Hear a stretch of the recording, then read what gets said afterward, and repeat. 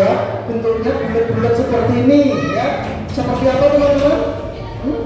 Iya. Oleh hikmah kebijaksanaan dalam bermusyawarah.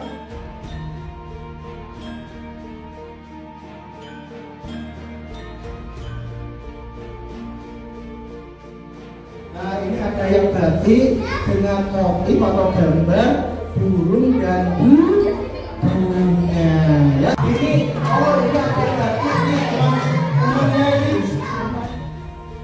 Selamat untuk yang kedua kalinya, untuk tahun pertama tahun kemarin sudah, ini tahun berikutnya kita ngajak murid juga ke sini karena saya memperkenalkan batik-batik terutama Pekalongan